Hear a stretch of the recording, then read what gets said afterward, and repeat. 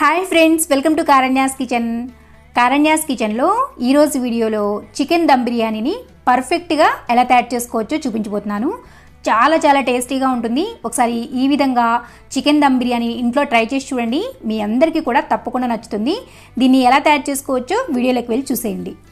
Chicken dum బిర్యానీని prepare చేసుకోవడానికి ముందుగా చికెన్ను ఈ విధంగా మీడియం సైజ్ ముక్కలుగా కట్ చేయించుకోండి. మీరు కావాలంటే పెద్ద సైజులో కూడా కట్ చేయించుకోవచ్చు. ఇంట్లోనే కాబట్టి ఈ విధంగా మీడియం సైజులో కట్ చేయించుకుంటే సరిపోతుంది. ఈ విధంగా ముక్కల్ని కట్ చేయించుకున్న తర్వాత వీటిని శుభ్రంగా నీళ్ళతో ఒక 4-5 సార్లు శుభ్రంగా కడుక్కోండి. ఇలా కడుక్కున్న తర్వాత ఇప్పుడు ఇందులోకి మీ రుచికి తగినంత ఉప్పుని వేసుకోండి. అండ్ ఇక్కడ నేను 3/4 kg చికెన్తో చేస్తున్నాను అనమాట. మీరు కావాలంటే చికెన్ క్వాంటిటీని ఒక 1/4 kg వరకు పెంచుకోవచ్చు. 1 kg తీసుకున్నా కానీ సరిపోతుంది. సో మీకు ఎంత నచ్చితే అంత వేసుకోవచ్చు. 3/4 kg నుంచి కేజీ వరకు ఎంతైనా కానీ తీసుకోవచ్చు. ఇలా మీ రుచికి తగినంత ఉప్పును వేసుకున్న తర్వాత ఇందులోనే ఒక 1/2 టీ స్పూన్ లేదా 2 చిటికెళ్ళంతా పసుపుని వేసుకోండి. పసుపు కూడా ఎక్కువగా వేసుకోవద్దు, వేసుకున్నట్లుగా వేసుకోవాలన్నమాట. తర్వాత ఇందులోకి 2 లేక 3 టీ స్పూన్ల వరకు కారాన్ని కూడా వేసుకోండి. కారం కూడా అంతే, మీరు ఎంతైతే స్పైస్ తినాలనుకుంటారో దానికి తగ్గట్లుగా వేసుకోండి. ఇలా కారం కూడా వేసుకున్న తర్వాత ఇందులోకి 2 టేబుల్ స్పూన్ల వరకు ఈ అల్లం వెల్లుల్లి పేస్ట్ని వేసుకోండి. అల్లం వెల్లుల్లి పేస్ట్ అనేది ఫ్రెష్గా చేసుకున్నారంటే టేస్ట్ బాగుంటుంది. ఇలా అల్లం వెల్లుల్లి పేస్ట్ వేసుకున్న తర్వాత ఇందులోకి ఒక 1/2 టీ స్పూన్ వరకు ధనియాల పొడిని వేసుకోండి. అండ్ ఒక 1/2 టీ స్పూన్ అంతా జీలకర్ర పొడిని కూడా వేసుకోండి. ఇలా ధనియాల పొడి, జీలకర్ర పొడి వేసుకున్న తర్వాత ఇందులోనే 2 టేబుల్ స్పూన్ల వరకు చికెన్ బిర్యానీ మసాలా ఉంటుంది. చికెన్ది లేకపోయినా నార్మల్ బిర్యానీ మసాలా అనేది ప్యాకెట్ దొరుకుతుందనమాట. అది ఒక 2 టేబుల్ స్పూన్స్ వేసుకోండి. మీరు కొంచెం స్పైసీగా తినాలి అని అనుకుంటే 3 టేబుల్ స్పూన్స్ వరకు కూడా వేసుకోవచ్చు. తర్వాత ఇందులోనే ఒక మీడియం సైజులోది కానీ లేదంటే కొంచెం పెద్ద సైజులో ఉండే నిమ్మకాయని తీసుకుని అందులో ఉన్న రసం అంతా కూడా ఈ చికెన్లోకి పిండుకోండి. ఇలా నిమ్మరసం అంతా కూడా వేసుకున్న తర్వాత ఇందులోకి 2 టేబుల్ స్పూన్ల వరకు నూనెను వేసుకోండి. తర్వాత 1 టేబుల్ స్పూన్ అంతా నెయ్యిని కూడా వేసుకోండి. ఇలా నూనె, నెయ్యి వేసుకున్న తర్వాత ఇందులోకి 1 ఇంచి చెక్కను తీసుకుని దాన్ని విధంగా కొద్దిగా తుంపుకుని వేసుకోండి. తర్వాత ఒక 6 లేక 7 లవంగాలను కూడా వేసుకోండి. తర్వాత 1 టీ స్పూన్ అంతా కసూరి మెతిని ఈ విధంగా చేతిలోకి వేసుకుని ఈ విధంగా క్రష్ చేసుకుని చికెన్లోకి వేసుకోండి. ఈ విధంగా క్రష్ చేసుకున్నారంటే కొంచెం పొడిగా అయిపోతుంది. ఇలా మసాలాలు అన్నిటిని కూడా వేసుకున్న తర్వాత ఇవన్నీ కూడా ముక్కలకి బాగా పట్టేటట్లు ఒక 2-3 నిమిషాల పాటు కలుపుకోండి. ఇలా కొద్దిసేపు కలుపుకోవడం వల్ల ఈ ఉప్పు, కారం, మసాలాలు అనేవి చక్కగా చికెన్ ముక్కలకి పడతాయన్నమాట. ఈ విధంగా కలుపుకున్న తర్వాత ఇప్పుడు ఇందులోకి ఇక్కడ తీసుకున్న మీరు 750 గ్రామ్స్ తీసుకున్నా లేదంటే 1 kg చికెన్ తీసుకున్నా కానీ 1 కప్పు వరకు పెరుగును వేసుకోండి. మీకు దీని గ్రామ్స్లో చెప్పాలంటే 250 గ్రామ్స్ వరకు వేసుకోండి. ఇలా పెరుగు వేసుకున్న తర్వాత ఇందులోనే మీ దగ్గర ఉంటే 2 టేబుల్ స్పూన్ల వరకు పెరుగు మీగడని వేసుకోండి. పెరుగు మీగడ వేసుకోవడం వల్ల బిర్యానీ టేస్టే మారిపోతుంది. చాలా టేస్టీగా ఉంటుంది. ఉంటే మాత్రం స్కిప్ చేసుకోకుండా వేసుకోండి. తర్వాత ఇందులోనే సన్నగా తరిగి పెట్టుకున్న కొత్తిమీర తరుగు వేసుకోండి, కాడలతో సహా వేసుకోండి. తర్వాత ఇందులోనే కొద్దిగా పుదీనా తరుగును కూడా వేసుకోండి. ఇలా కొత్తిమీర, పుదీనా వేసుకున్న తర్వాత ఇందులోనే 4 లేక 5 పచ్చిమిర్చిని ఈ విధంగా 2 సగాలుగా చీల్చుకుని వేసుకోండి. ఇలా అన్నీ వేసుకున్న తర్వాత ఇవన్నీ కూడా మరలా ముక్కలకి బాగా పట్టేటట్లు మరొకసారి ఒక 2-3 నిమిషాల పాటు బాగా కలుపుకోండి. ఇక నేను మీకు కలిపిన తర్వాత చూపిస్తున్నాను చూడండి, ఇలా కలుపుకుంటే సరిపోతుంది. ఇలా కలుపుకున్న తర్వాత ఒకసారి ఈ మసాలాను టేస్ట్ చేయండి. అంటే మీకు ఇందులో వేసిన ఉప్పు కానీ, కారం కానీ, మసాలాలు కానీ ఏమైనా సరిపోలేదు అని అనుకుంటే ఈ టైంలో యాడ్ చేసేసుకోవచ్చు. ఒకసారి టేస్ట్ చేసుకుని ఒకవేళ సరిపోలేదు ఏమైనా అంటే మసాలాలు కానీ ఏమైనా సరే ఈ టైంలో యాడ్ చేసుకుని మరొకసారి కలుపుకుని ఇలా లోపలికి ముక్కలు ఉండేటట్లు ఇలా అదుపుకుని దీని మీద మూతను పెట్టేసుకుని పక్కన పెట్టుకోండి. దీన్ని మీరు మ్యారినేట్ చేసుకోవాల్సిన అవసరం ఏం లేదు. దీన్ని కలిపి పెట్టుకుని పక్కన పెట్టుకున్నారంటే మిగిలిన ప్రాసెస్ అయిపోయేలోపు ఒక అరగంట, గంట సేపు అయిపోతుంది. ఆ లోప ముక్కలు కూడా కొద్దిగా నాని ఉంటాయన్నమాట. సో అది కలిపి పెట్టుకున్న తర్వాత ఇలా 3 మీడియం సైజులో ఉండే ఉల్లిపాయలు తీసుకుని వాటి మీద ఉన్న పొట్టంతా కూడా తీసేసి ఇలా క్యారెట్ తురుముకునేది ఉంటుంది కదా ఇంట్లో, ఆ క్యారెట్ తురుముకునే దానిపైన ఒక స్లైసర్ ఉంటుందన్నమాట. ఆ స్లైసర్తో ఇలా ఉల్లిపాయల్ని సన్నగా ఇలా స్లైసెస్ లాగా చేసుకోండి. ఇలా చేసుకున్నారంటే మీకు ఈ బ్రౌన్ ఆనియన్స్ అనేవి క్రిస్పీగా, పల్చగా, కరెక్ట్గా వేగుతాయన్నమాట. సో ఇక్కడ నేను మీకు ఒకటి చూపిస్తాను చూడండి. ఇలా స్లైసెస్ లాగా చేసుకోవాలి. ఇంత సన్నగా ఉన్నాయంటే మీకు ఈవెన్గా ఫ్రై అవుతాయి. ఒకవైపు ఫ్రై అయ్యి ఒకవైపు ఫ్రై అవ్వకుండా ఉండవన్నమాట. మెత్తగా ఉండవు, క్రిస్పీగా ఫ్రై అవుతాయి. సో ఈ విధంగా ఈ 3 ఆనియన్స్ని కూడా ఈ విధంగా స్లైసెస్ లాగా చేసుకోండి. ఇలా ఆనియన్స్ని స్లైసెస్ లాగా ప్రిపేర్ చేసుకున్న తర్వాత ఇప్పుడు స్టవ్ మీద వీటిని ఫ్రై చేసుకోవడానికి ఒక 1/2 కప్ అంతా నూనెను వేసుకోండి. ఇవి ఫ్రై అవ్వడానికి కొద్దిగా నూనె అనేది పడుతుంది. సో ఇలా 1/2 కప్ అంతా నూనెను వేసుకున్న తర్వాత నూనె అనేది కొద్దిగా కాగిన తర్వాత ఇందులోకి ఆల్రెడీ స్లైసెస్ చేసి పెట్టుకున్న ఈ ఉల్లిపాయ ముక్కలన్నింటినీ కూడా వేసుకోండి. వేసుకున్న తర్వాత ఉప్పు వేసుకోవద్దు. ఉప్పు వేసుకున్నారంటే ముక్కలు అనేవి మెత్తపడతాయి. ఇప్పుడు మీకు నూనె లేదు అని అన్నట్టు అనిపిస్తుంది, కానీ ఇవి ఫ్రై అవుతూ ఉండే కొద్దీ నూనె అనేది సపరేట్ అయిపోతూ ఉంటుందన్నమాట. సో ఇప్పుడు పచ్చిగా ఉంటాయి కదా, అందులో నీరు ఉండడం వల్ల ఆ విధంగా ఉంటుంది. ఇవి హై ఫ్లేమ్లో పెట్టుకునే ఫ్రై చేసుకోండి. ఇవి కొద్దిగా కలర్ చేంజ్ అవుతున్నాయి అన్నప్పుడు ఫ్లేమ్ని మీడియంలోకి పెట్టుకుని మాడిపోకుండా కలుపుకుంటూ ఫ్రై చేసుకోవాలన్నమాట. ఇక్కడ నేను మీకు ఆనియన్స్ అన్నీ కూడా చక్కగా ఫ్రై అయిన తర్వాత చూపిస్తున్నాను చూడండి. ఈ విధంగా బ్రౌన్గా అయిన తర్వాత వెంటనే స్టవ్ ఆఫ్ చేసేసేయండి. ఇలా కలర్ చేంజ్ అవుతూ ఉన్నప్పుడు ఫ్లేమ్ని తగ్గించుకోలేదంటే తొందరగా మాడిపోతాయి. కాబట్టి స్టవ్ ఆఫ్ చేసేసి ఇందులో ఉన్న ఎక్స్ట్రా ఆయిల్ అంతా కూడా ఈ విధంగా గెరిటితో నొక్కి పెట్టేశారంటే ఎక్స్ట్రా ఆయిల్ అంతా కూడా కిందకి దిగిపోతుంది. ఇప్పుడు ఈ ఫ్రై చేసుకున్న ఆనియన్స్ని ప్లేట్లోకి వేసుకోండి. ఒకవేళ మీ దగ్గర టిష్యూ పేపర్ ఉంటే టిష్యూ పేపర్ మీద వేసుకుంటే ఎక్స్ట్రా ఆయిల్ అంతా కూడా పీల్చుకుంటుంది. ఆల్మోస్ట్ అలా నొక్కి పట్టుకోవడం వల్ల ఆ ఎక్స్ట్రా ఆయిల్ అంతా కూడా పోతుంది. పెద్దగా ఆయిల్ ఏమీ ఉండదన్నమాట. సో ఈ విధంగా ఫ్రైడ్ ఆనియన్స్ని ప్రిపేర్ చేసుకోవాలి. ఇలా ఆనియన్స్ని ప్రిపేర్ చేసుకుని ఇప్పుడు కొద్దిగా మనకి మెత్తగా ఉన్నట్లు అనిపిస్తాయి, కానీ ఇవి కొద్దిసేపు ఉన్నాయంటే మంచిగా క్రిస్పీగా రెడీ అయిపోతాయి. నేను మీకు చల్లారిన తర్వాత చూపిస్తున్నాను చూడండి. ఇలా పట్టుకున్నారంటే చక్కగా క్రిస్పీగా మనం బయట కొనుక్కుంటాం చూసారా, ఆ విధంగా రెడీ అయిపోతాయి. సో ఒకవేళ మీకు ఫ్రైడ్ ఆనియన్స్ ఇలా వేయించుకున్నవి మిగిలినాయి అనుకోండి, ఒక ఎయిర్టైట్గా ఉండే బాక్స్లో పెట్టేసుకుని డీప్ ఫ్రిడ్జ్లో పెట్టుకున్నారంటే మీకు 6 నెలలైనా కూడా ఈ ఫ్రైడ్ ఆనియన్స్ అనేవి పాడవు. ఫ్రైడ్ ఆనియన్స్ని ప్రిపేర్ చేసుకున్న తర్వాత ఇప్పుడు ఈ విధంగా కొద్దిగా పెద్దగా ఉండే గిన్నెని తీసుకోండి. రైస్ని కుక్ చేసుకోవడానికి తీసుకుని అందులోకి 2.5 లీటర్ వరకు నీళ్ళని పోసుకోండి. అదే మీకు గ్లాసులో చెప్పాలి అని అంటే 10 గ్లాసుల వరకు ఈ విధంగా నీళ్ళని పోసుకుని ఈ గిన్నెని తీసుకెళ్ళి స్టవ్ మీద పెట్టుకుని హై ఫ్లేమ్లో ఈ నీళ్లు బాగా తెల్లగాగేంత వరకు మరిగించుకోండి. ఈ నీళ్లు మరుగుతూ ఉంటాయి. ఈలోపు ఈ నీళ్ళని స్టవ్ మీద పెట్టుకున్న తర్వాత ఇలా ఒక గిన్నెని తీసుకుని అందులోకి 4 గ్లాసుల వరకు బియ్యం వేసుకోండి. ఇక్కడ నేను బాస్మతి రైస్తో చేస్తున్నాను. మీరు కావాలంటే నార్మల్ ప్లెయిన్ రైస్తో కూడా చేసుకోవచ్చు. కానీ మీకు ఆ ఫ్లేవర్ టేస్ట్ తెలియాలి అని అంటే మస్ట్ అండ్ షుడ్గా బాస్మతి రైస్ని యూజ్ చేయండి. అప్పుడే మీకు ఆ రెస్టారెంట్లో తిన్న ఫీలింగ్ అనేది వస్తుందన్నమాట. సో ఇవి 1 కేజీ రైస్ అనమాట. 1 కేజీ రైస్కి 1 కేజీ చికెన్ అనేది సరిపోతుంది. కొంచెం తక్కువ అటు ఇటు అయినా కూడా ప్రాబ్లం ఏం లేదు. ఒక 1/2 కిలో లేదంటే 100 గ్రామ్స్ చికెన్ అనేది అటు ఇటు అయినా కూడా ఏం ప్రాబ్లం లేదు. కొంచెం ముక్కలు ఎక్కువ తినేవాళ్ళు ఎక్కువ వేసుకోవచ్చు, లేదంటే తగ్గించుకోవచ్చు. సో ఇక్కడ 1 కేజీ బియ్యం తీసుకుని ఫస్ట్ ఈ బియ్యాన్ని ఒక 2 సార్లు బాగా కడుక్కోండి. ఇలా బియ్యాన్ని 2 సార్లు కడుక్కున్న తర్వాత మరలా తిరిగి బియ్యం మునిగేంత వరకు నీళ్ళని పోసుకుని ఈ బియ్యాన్ని ఒక 15 నుంచి 20 నిమిషాల పాటు పక్కన పెట్టుకోండి. ఇవి నానుతూ ఉంటాయి, ఈలోపు నీళ్లు కూడా మరుగుతూ ఉంటాయి. ఇక్కడ నేను మీకు ముందే కలిపి పెట్టుకున్న చికెన్ చూపిస్తున్నాను చూడండి. పెద్దగా టైం ఎక్కువసేపు దీన్ని నానపెట్టుకోవాల్సిన అవసరం ఏం లేదు. ఈ ప్రాసెస్ నడుస్తూ ఉండేలోపు ఒక అరగంట సేపు నడుస్తూ ఉంటుందన్నమాట. అందుకని ఫస్టే చికెన్ని కలిపేసుకుని పెట్టుకున్నారంటే మీకు ఈజీగా ఉంటుంది. సో ఈ కలిపి పెట్టుకున్న చికెన్ను మీరు దేనిలో అయితే దమ్ చేసుకోవాలి అని అనుకుంటారో దానిలో పెట్టుకోండి. మీరు కావాలంటే దేనిలో అయితే దమ్ చేసుకోవాలి అనుకుంటారో దానిలోనే వీటన్నిటిని వేసి ఫస్ట్ కలిపేసుకున్నా కూడా సరిపోతుంది. నేను మీకు చూపించడానికి సపరేట్గా ఒక గిన్నెలో పెట్టాను. మీరు కావాలంటే ఏ గిన్నెలో అయితే దమ్ చేసుకుంటారో అదే గిన్నెలోకి ఇవన్నీ వేసి కలిపేసేసుకుని ఒక మూత పెట్టేసుకుని దీన్ని పక్కన పెట్టుకోండి. తర్వాత ఈ ముక్కలన్నీ కూడా ఈక్వల్గా అంతా కూడా చక్కగా లెవెల్గా ఈ విధంగా సర్దుకోండి. స్పూన్తో కానీ లేదంటే గెరెట్తో కానీ ఈ మసాలా ముక్కలు అన్నీ కూడా చక్కగా ఈవెన్గా గిన్నెకు సరిపడేటట్లు ఈ విధంగా సెట్ చేసుకోండి. ఇలా సెట్ చేసుకున్న తర్వాత దీని మీద ముందుగా ఫ్రై చేసి పెట్టుకున్న బ్రౌన్ ఆనియన్స్ని మొత్తం వేసుకోవద్దు, సగం వేసుకోండి. ఇలా కొన్ని బ్రౌన్ ఆనియన్స్ని ఉంచిపెట్టుకోండి, బిర్యానీ మీద వేసుకోవడానికి ఉంటుంది.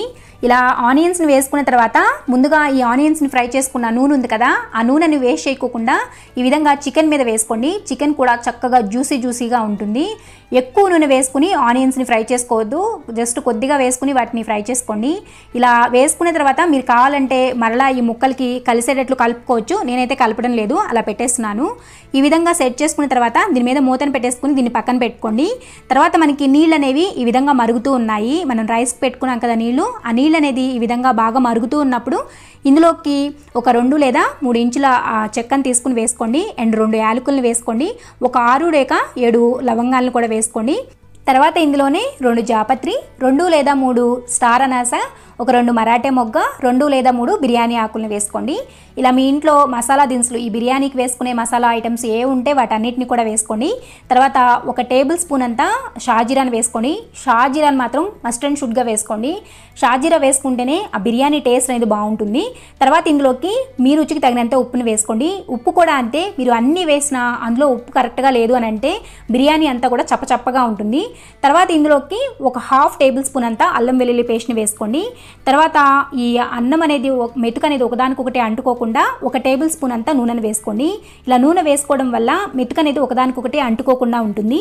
తర్వాత ఇందులోకి సన్నగా తరిగి పెట్టుకున్న పుదీనా కొద్దిగా, సన్నగా తరిగి పెట్టుకున్న కొత్తిమీర కొద్దిగా వేసుకోండి. వేసుకుని ఒకసారి బాగా కలుపుకోండి. కలుపుకున్న తర్వాత ఒకసారి ఈ వాటర్ని టేస్ట్ చేయండి. ఈ వాటర్ని టేస్ట్ చేస్తే మీకు సీ వాటర్ లాగా ఉండాలి. అప్పుడే మీకు బిర్యానీ అనేది చప్పగా లేకుండా టేస్టీగా ఉంటుంది. మీరు ఇవన్నీ వేసి ఉప్పు సరిపోలేదు అని అంటే మీ బిర్యానీ బాగుంటుంది కానీ తినేటప్పుడు అంత టేస్టీగా అంత ఇదిగా ఉండదన్నమాట.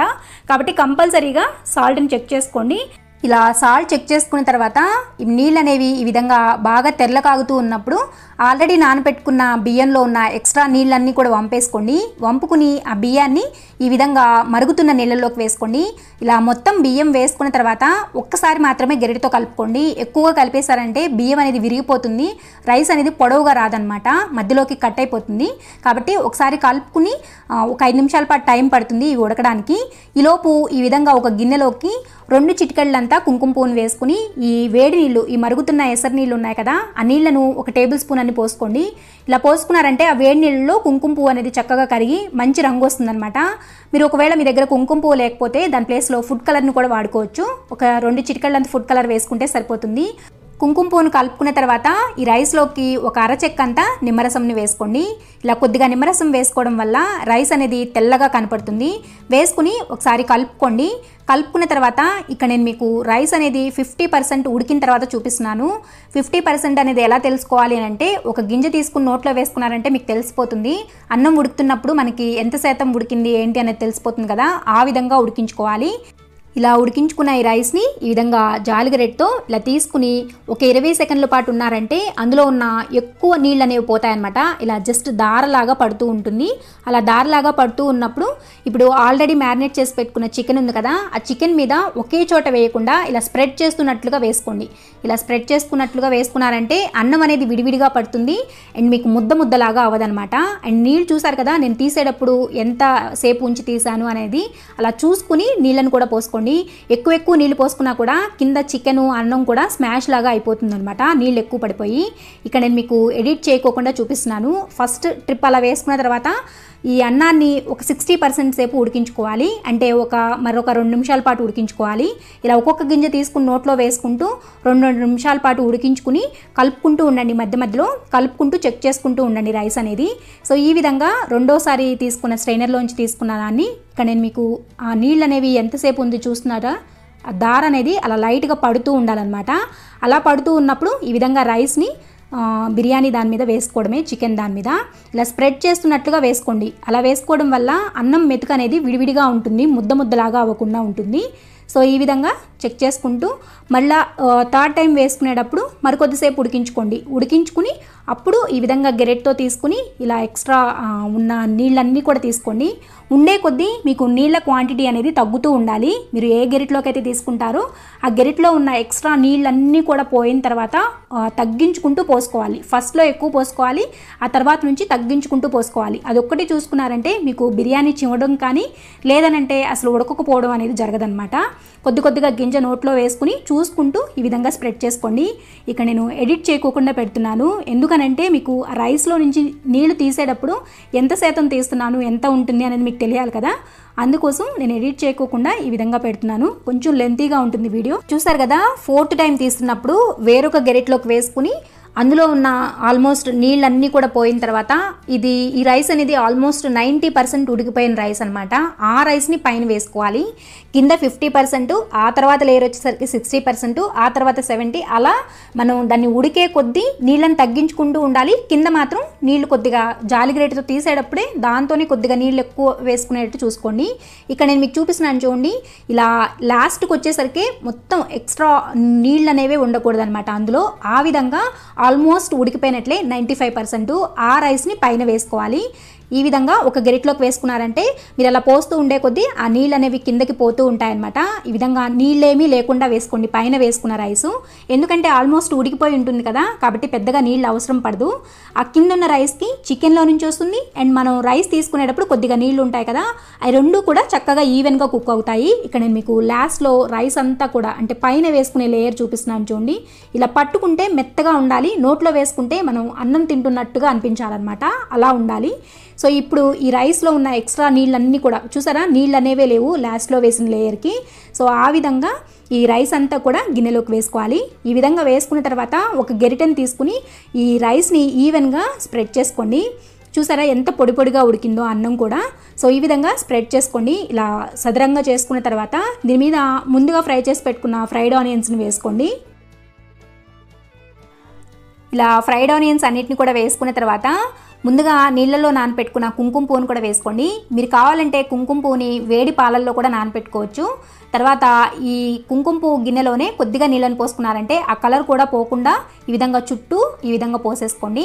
తర్వాత ఇందులోకి మీరు కావాలంటే జీడిపప్పును వేసుకోవచ్చు, లేదంటే స్కిప్ చేసేయచ్చు. మంచి రిచ్నెస్ కోసం నేనైతే వేస్తున్నాను. ఈ విధంగా జీడిపప్పు కూడా వేసుకున్న తర్వాత దీని మీద సన్నగా తరిగి పెట్టుకున్న కొత్తిమీర కొద్దిగా, సన్నగా తరిగి పెట్టుకున్న పుదీనా కొద్దిగా వేసుకోండి.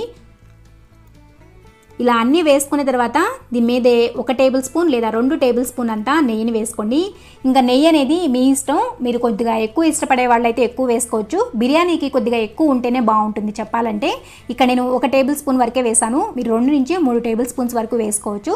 తర్వాత మీరు కావాలంటే 1 టీ స్పూన్ అంతా బిర్యానీ మసాలాను కూడా జల్లుకోవచ్చు, నేనైతే వేయలేదు. దాని మీద దానికి సరిపడా ఒక మూతను పెట్టుకోండి. పెట్టుకున్న తర్వాత స్టవ్ మీద ఇలా పాత ప్యాన్లు ఉంటాయి కదా, ఏదో ఒక ప్యాన్ని పెట్టుకుని ఫ్లేమ్ని హైలోనే ఉంచుకుని ముందుగా ప్రిపేర్ చేసి పెట్టుకున్న ఈ బిర్యానీ గిన్నెను స్టవ్ మీద పెట్టుకుని ఆ గిన్నె మీద ముందుగా మనం రైస్ ఉడికించుకున్నాం కదా గిన్నె, ఆ గంజి నీళ్ళతో సహా ఆ గిన్నెను ఆ గిన్నె మీద పెట్టేసుకోండి. ఆ గంజి నీళ్ళు ఉండడం వల్ల బరువుగా ఉండి ఆ స్టీమ్ అనేది బయటకు రాకుండా ఉంటుందన్నమాట. కాబట్టి ఆ గిన్నెను అలా పెట్టేసేసుకుని హై ఫ్లేమ్లో 10 నిమిషాల పాటు, మీడియం ఫ్లేమ్లో 10 నిమిషాల పాటు, లో ఫ్లేమ్లో 20 నుంచి 25 నిమిషాల పాటు ఈ బిర్యానీని దమ్ చేసుకోవాలి. టోటల్గా 40 నుంచి 45 నిమిషాల పాటు టైం పడుతుంది బిర్యానీ రెడీ అవ్వడానికి. ఇక్కడ నేను మీకు రెడీ అయిన తర్వాత చూపిస్తున్నానులేండి. ఇలా రెడీ అయిన తర్వాత వెంటనే మూత తీయకుండా ఒక 10 నుంచి 15 నిమిషాల పాటు పక్కన పెట్టుకున్నారంటే ఆ దమ్ అనేది చక్కగా ఆ రైస్కి కూడా బాగా పడుతుందనమాట. వెంటనే తీసేసారంటే బాగానే ఉంటుంది కానివ్వండి, ఆ ఫ్లేవర్ అనేది రైస్కి బాగా తగలదు. కొద్దిసేపు అలా వదిలేసేసారంటే యమ్మీ అండ్ టేస్టీ అయిన చికెన్ దమ్ బిర్యానీ అయితే రెడీ అయిపోయింది. ఇక్కడ నేను మీకు ఆల్రెడీ నేను టెస్ట్ చేశానులేండి, నేను మీకు చూపిస్తున్నాను. ఒక గరిటె తీసుకుని మధ్యలో ఈ విధంగా గుచ్చినా లేదంటే చుట్టూ గుచ్చినా కూడా మీకు తడి అనేది తగలకోకుండా ఉంది అని అంటే బిర్యానీ అనేది పర్ఫెక్ట్గా కుక్ అయిపోయినట్లే. ఇక్కడ నేను మీకు టోటల్గా కుక్ అయిన తర్వాత చూపిస్తున్నాను. మీకు టైం అనేది చూసుకోండి, 40 to 45 మినిట్స్ అంతే. హై ఫ్లేమ్, మీడియం ఫ్లేమ్, లో ఫ్లేమ్ ఇదంతా అయిపోయిన తర్వాత స్టవ్ ఆఫ్ చేసేసేయండి. మీకు చూసుకున్నారంటే మీకు అర్థమైపోతుంది ఒక 10 నిమిషాల తర్వాత ఎక్కడా కూడా మనకి అంటుకోదనమాట. అలా అంటుకోకుండా తడి లేకోకుండా ఉంది అని అంటే బిర్యానీ అనేది పర్ఫెక్ట్గా కుక్ అయిపోయినట్లే. ఇక నేను మీకు రైస్ అనేది అడుగు భాగం ఎలా ఉంది అని చూపించడానికి మాత్రమే దీన్ని ఈ విధంగా వేరొక గిన్నెలోకి షిఫ్ట్ చేస్తున్నాను. మీరైతే సైడ్ నుంచి తీసుకుని చక్కగా లేయర్గా తీసుకుని సర్వ్ చేసుకోండి. అలా మొత్తం కలిపేశారంటే మొత్తం కలర్ అనేది కలిసిపోతుంది, కలర్ఫుల్గా ఉండదన్నమాట. ఇక నేను మీకు చూపించడానికి మాత్రమే ఈ విధంగా గిన్నెలోకి షిఫ్ట్ చేశాను. చూసారా, అడుగు అనేది అసలు మాడనే లేదు, పర్ఫెక్ట్గా ఉడికింది ముక్క కూడా. మీకు ఇలా చూపించడానికి మాత్రమే కొంచెం వీడియోని లెంతీ చేశాను. మీరు చేసినప్పుడు చెడిపోకూడదు కదా బిర్యానీ అనేది, అందుకోసం అర్థం చేసుకుంటారని అనుకుంటున్నాను. చూసారా, యమ్మీగా టేస్టీగా ఉండే చికెన్ దమ్ బిర్యానీ అయితే రెడీ అయిపోయింది. చాలా చాలా టేస్టీగా ఉంటుంది. ఒకసారి ఈ విధంగా ట్రై చేసి చూడండి, మీ అందరికీ కూడా తప్పకుండా నచ్చుతుంది అండ్ పర్ఫెక్ట్గా వస్తుంది కూడా. ట్రై చేస్తారని అనుకుంటున్నాను. ట్రై చేసిన తర్వాత మీకు ఎలా వచ్చిందో కూడా కింద కామెంట్ సెక్షన్లో కామెంట్ చేసి చెప్పండి. మీకు ఈ వీడియో కానీ నచ్చినట్లయితే వీడియోని లైక్ చేయండి. ఈ వీడియోని మీ ఫ్రెండ్స్కి, రిలేటివ్స్కి షేర్ చేయండి. మరిన్ని ఎమ్మీ అండ్ టేస్టీ రెసిపీస్ కోసం కారణ్యాస్ కిచెన్ని సబ్స్క్రైబ్ చేసుకోండి అండ్ పక్కనే ఉన్న గంట సింబల్ కూడా నొక్కండి. Thanks for watching.